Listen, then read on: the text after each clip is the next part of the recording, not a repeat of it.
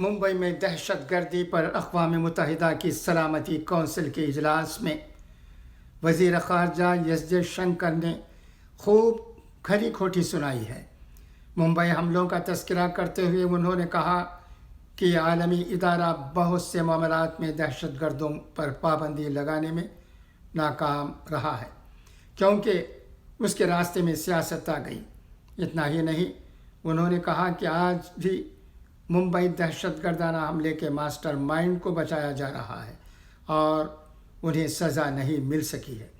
S J Shankar نے کسی کا نام نہیں لیا، لیکن ان کا حوالہ واضح طور پر UNSC میں چین کے ویٹو کے استعمال کی طرف تھا۔ انہوں نے واضح طور پر کہا کہ دہشت گردی کے خلاف یہی دوہرا رویہ ہے جس کی وجہ سے مشکلات آ رہی ہیں۔ ہوٹل تاج محل پیلیس میں سمٹ کے پہلے دن ایس جے شنکر نے اپنے خطاب کا آغاز ممبئی دہشت گردانہ حملے میں شہید ہونے والے فوجیوں اور شہریوں کو خراج عقیدت پیش کرتے ہوئے کہا۔ اس دوران انہوں نے سلامتی کونسل کے ارکان سے کہا کہ ممبئی حملہ بین الاقوامی برادری پر ہی براہ راست حملہ تھا۔ انہوں نے کہا کہ اس حملے سے پہلے کچھ ممالک کے شہریوں کی شناخت کی گئی تھی اور انہیں ہی موت کے گھاٹ اتارا گیا۔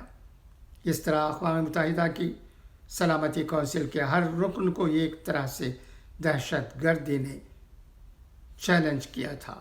انہوں نے کہا کہ اس حملے میں ہندوستانی پولیس فورسز کے 18 جوان شہید ہوئے تھے۔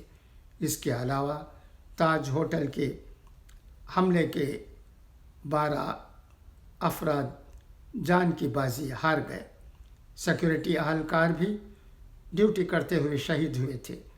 ایس جے شنکر نے کہا کہ اس موقع پر ہم شہیدوں کو خراج عقیدت پیش کرنے کے ساتھ ہی ان کی بہادری کی بھی سلام پیش کرتے ہیں۔